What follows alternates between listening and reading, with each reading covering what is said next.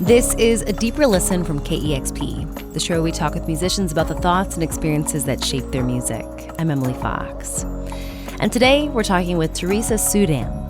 The Denver-based singer-songwriter was adopted, and it wasn't until college that they were able to begin a journey to better understand their Filipino and Native American lineage. And their new album is what helped them find their way back to these communities. Stephanie Wolf has the story. During the COVID-19 pandemic, Denver pop artist Teresa Suydam gave themselves a challenge to write 500 songs in 1 year. By the end of that year, Suydam had written 509 songs. They felt like a better songwriter and put out songs like Take Me to the Water, which was nominated for a Native American Music Award. I've been moving around since birth, to different places. I've been moving through different people, and it makes me so anxious. But something else also happened shortly after Suydam set out to write 500-plus songs in 1 year. They began to work on their first full-length album. During this time, Suydam was on another kind of journey, one to better understand their Filipino and Native American heritage. They were adopted at birth by a white family and grew up mostly in suburban Denver. Suydam had lots of questions, so they set out to find answers. I've had conversations with friends about my life and my stories and my family, and every time they're like, Teresa, you need to share this with more people. I think people would benefit from this. And it took several conversations like that to be like, okay, maybe I can take some of these stories and finally put them into song form. What resulted from them putting those stories into song form is a deeply personal album. It's called Lost Bird. They call me lost bird, send me spiraling down a rabbit hole. It's frightening. They call me a lost bird. So tell me, what am I supposed to do? Tell me, what am I supposed to do? I'm gonna find. Song after song, Suydam gets a bit closer to understanding who they are. It's at times a painful rumination of self-discovery and what it means to belong. Yet, you can't help but want to dance along to several of the tracks.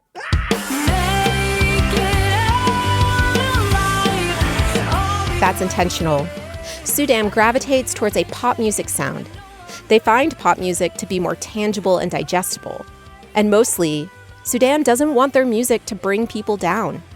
I've wanted my music to be like hooky and for people to latch on to these heavy lyrics and messages, but in like kind of a lighthearted way, because my story isn't sad, and I don't want people to like feel so heavy for the story. I want them to feel inspired, because throughout my whole journey, I've just been learning how to inspire myself and empower myself, and the types of sounds in pop music have always lifted my spirits.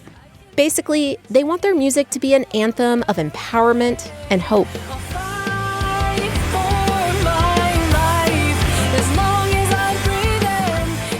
Suydam's new album is out November 29th, Native American Heritage Day. I met up with them in Denver to get an early preview of songs. We talked about what it was like to go on this journey through music, starting with the first track on the album. It's a 46-second intro called Reaching Out. Hey, it's Teresa. I know you probably weren't expecting this, maybe not even wanting this, but I wasn't really expecting to do this either. Part of the process when my co-producer, engineer, and I sat down, we talked about the things that I wanted, all of my intentions, and we were like, we just need to, or I need to, my own personal assignment is to just take voice memos along the way. So they don't have to be poignant moments. They just had to be moments where I was just like, okay, I'm just going to press record and say a bunch of stuff. And so I just took voice recordings for about 2 years, and we just kind of pulled from them. I went to Grandma's celebration of life this past weekend, so I saw a lot of the family. went back to the house, and Grandpa gave me this number and said maybe I should reach out. This one was a message to my biological father, who I had never met previously and still really haven't met in person. But this was a voice message that I sent to him. And I guess I just wanted to tell you a bit about my life. And what inspired you to want to send that to him? It was a series of events. I come from a really, really big family of other kids that were also adopted, including my parents. So when my grandma died back in Oregon, me and my spouse, we went to visit, and my grandpa was like, Teresa, your dad isn't doing well, and you've never connected before, and he's never wanted to connect. But my grandpa gave me his number, and he was like, you should probably reach out because he's not doing well. This is your biological father. Mm-hmm. And so this is what you sent him. Yes. I don't even know if he has heard it either, but I recorded it and I sent it, and I was just like, it is in his hands now if he so chooses. What made you want to start the album with that very intimate message? I think because it's so powerful and it's so vulnerable. And up until now, none of my work has been that vulnerable. So it's been a big shift, and I think it'll just hit people and it'll bring them in. Yeah, I mean, it certainly brought me in right away. Yeah. Okay, so let's talk about the title track. And this really feels like the start of your journey to understanding yourself and your heritage better. Yes. I couldn't wait to get out in the world, but when I took a step, I lost my nerve. So lost bird, the term lost bird itself refers to somebody who is adopted out of their tribal communities, and that is me. So I was adopted. My biological father is full Canadian Indian, so from the Ojibwe tribe. And one of my mentors in college, she was the one that has really helped me through my journey and really helped get it started. She brought me into her office one day, and she was just kind of explaining to me my situation after I told her everything. And she was like, you're kind of a lost bird. And I had no idea what that meant. Since I wasn't really involved in either of my cultures at that point in college, I was like kind of hurt and offended. I was like, this person doesn't know who I am. But then when I got home, I was like, I don't even really know who I am. They call me a lost bird, send me spiraling down a rabbit hole. It's frightening. They call me a lost bird. So tell me, what am I supposed to do? Tell me, what am I supposed to do? I'm gonna I've had the song in my back pocket in words. I'll usually type out things that I'm feeling, and I put them in this little folder on my phone, and then I'll pull words from it. So that's kind of how Lost Bird came to be. And just the two words Lost Bird were stuck in my brain since college. And then it finally came out. I was able to write about it in 2023. Do you know what it's like to hate your skin? Shattering in a million pieces. Dealt a bad hand for no reason. I'm gonna find my truth. This is my point of view. I know that you don't have a clue. After this moment of being called a lost bird, Suydam has since performed at and volunteered with Indigenous organizations in Denver. They've also been working to reconnect with their reservation. Suydam has met other members of the Rosa River Anishinaabe First Nation through a Facebook group. Some members of that Facebook group have even helped them learn more about their biological family. Yet through all of this, Suydam still feels reluctant about openly identifying as Native. it's an ever learning process. But I just, being so new into the community and barely into the community, I just felt like a fraud, like I wasn't Native enough. So I'm like, how can I claim these words? And there's a lot of people who are not very accepting of people who didn't grow up on the reserve. I'm what you'd call an urban Indian, and I just grew up entirely out of it and entirely in white suburbia. How did it feel to write it? And is it fair to say that song sort of encapsulates the beginning of your journey? Yeah, I'd say so, because it's like I'm taking this word and I'm owning it, and I'm being like, this is where I'm coming from, this is where I'm starting, and I'm going to learn and grow from this.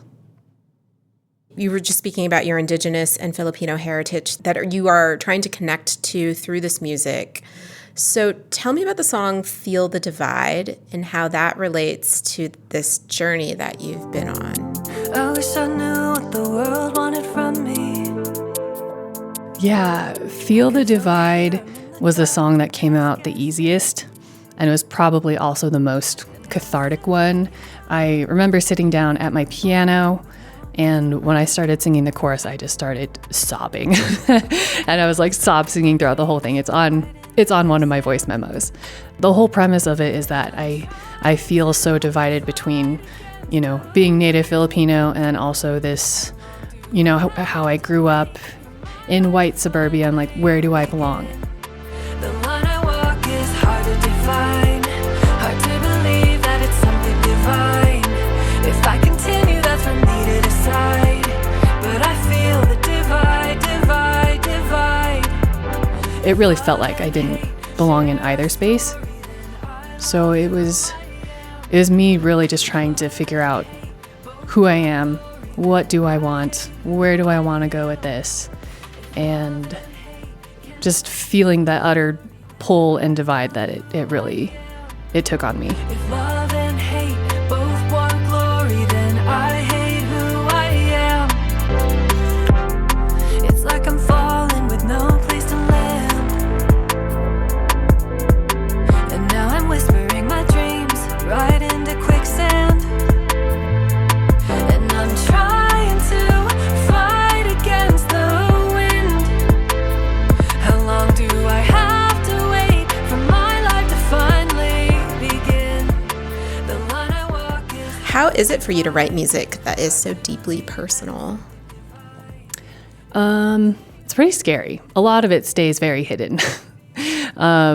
Like all those messages that I hide on my phone. So the ones that I pull are the ones that I feel are the most poignant and that will, I think, reach more people. And I think that's kind of how I approach it.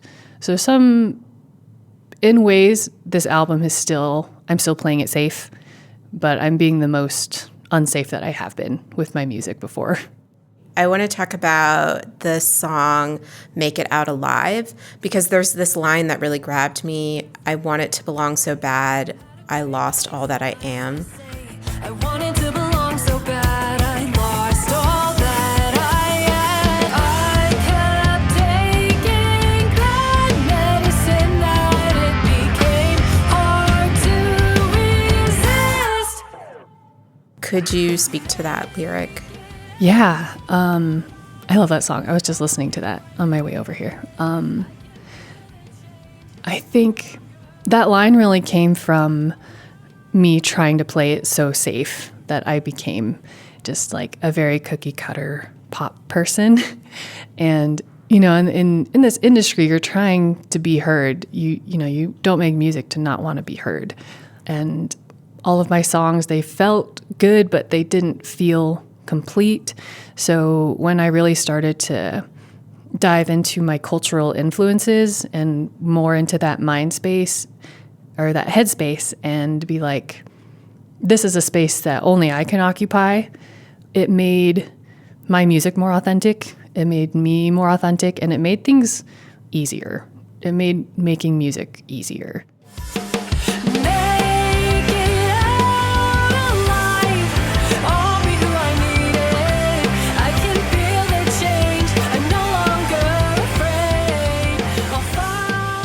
It does feel like there's resolution in the song, or at least discovery. Is that accurate?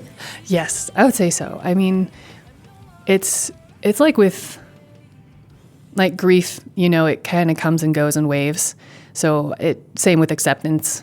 It comes and goes in waves. But ultimately, I'm proud of where I've come and where I'm going and who I am and all of the parts that have made up me. So those are the parts that I've come to terms with. As we mentioned, you consider yourself an indie pop artist, though I feel like Save Me has like a bit of country music vibe to it. It totally does. I was like, maybe it's the instrumentation that does that for me. I've been trying to heal the sickness in my veins. People say a saint, but I fall so far from brave. I wish that it was simple, but I feel so sacrificial. I'm learning to pave the way instead of running away. If I don't save me, no one will save me. So how intentional was that on your part? It was shortly after I sent the voice message to my biological father. So I was in a much softer place, I think, when I wrote that. And when I took it to my co-producer and engineer, we were just brainstorming of what type of instruments we wanted on it. And we were like, slide guitar could be really cool. And we were going for soft. And it's kind of how it ended up being. I've been losing myself, the clothes don't fit anymore. I've swung 1,000 times, but I'm falling on my own sword. Got my temper from my mother, can't do alcohol 'cause father. I'm trying to get it right, can't get it right.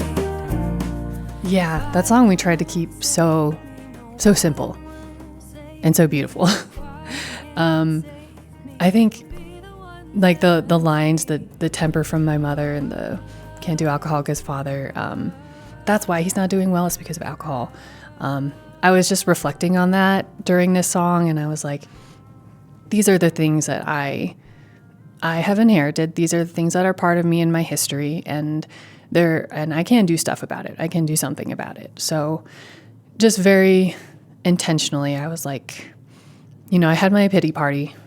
I threw my pity party, and then I started moving forward again and just being like, my life is in my hands, and I come from a line of great people, and they would be so proud, and I just want to keep that going.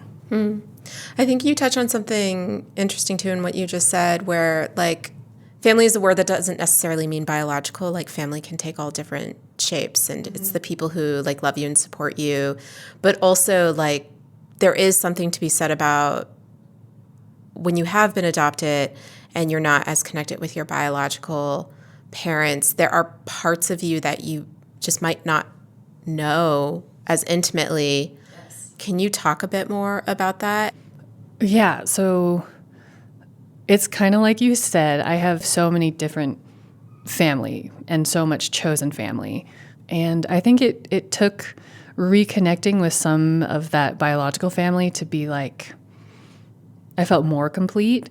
And I just didn't know that there were parts that were missing, which was really beautiful. I felt more whole as a human, and like, oh, it's because it's something that a lot of people can take for granted. If you have like your biological kids, your biological family, and you're like, oh, you get your nose from your dad, you get your laugh from your mom or your great aunt or stuff like that. And everything, I'm just like, I have no idea.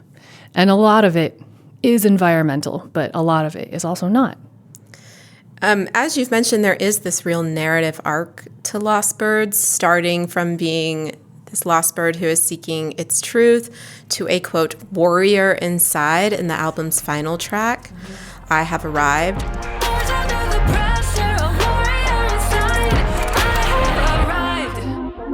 Would you describe this bigger story that you're telling and how it goes from like where you start to where you land? Yeah, I would say, and it's funny because I didn't even finalize the order of it until maybe a couple months ago. So we were just creating all of these songs, and then I started to piece them together. And it felt like starting at Lost Bird, where I learned that I am a lost bird, and I am okay with that. And then it goes through the album, and how I'm like, oh, maybe I'm not okay with that. It's like a little frustrating and scary, and there's so many things that I don't know. So it goes through the doubt. It goes through all of the mental hoops that I've had to go through, and it's landed on somebody who is way more empowered, somebody who knows himself way more. It's still not complete, but I can walk out of this and release this album knowing that I'm a better person, I'm a better songwriter, and I can be a better person for my future.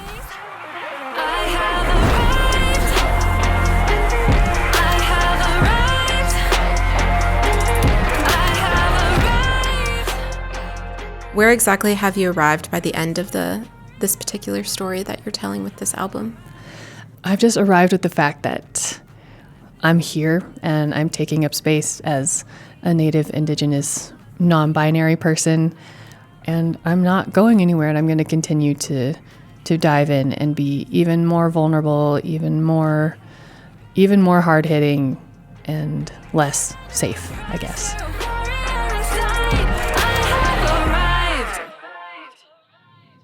As part of a deeper listen, our final question is to ask for a music recommendation. So what's a song you are loving right now, or a song that has made an impact on you somewhere along your life? Whoa, one song.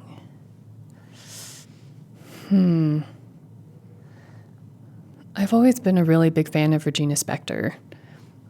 She's probably one of my biggest influences starting out, especially in music school. She's an immigrant, incredible singer-songwriter and artist and performer. And I'm trying to think of just one of her songs, but all of her songs are so good. We're big Regina Spektor fans in our household. My 5-year-old loves her. He calls her Gina. Oh my gosh, that's so sweet. Yeah, really any of her songs I've been inspired by. And then you take that love you made and stick it into someone else's heart, pumping someone else's blood, and walking arm in arm. You hope it don't get harmed, but even if it does, you just do it all again. And on the radio, you'll hear November rain. That solo's awful long, but it's a good refrain. That was Teresa Suydam talking with Stephanie Wolf about her new album, Lost Bird. It will be released on November 29th. I'm gonna find my truth. This is my point of view. I know that you don't have a clue. I'm not gonna quit. Too much rides on this. Getting my ticket out of here, because I know that I belong to the stars. This lost bird is gonna fly far. I know that I belong to the stars. This lost bird is gonna fly far.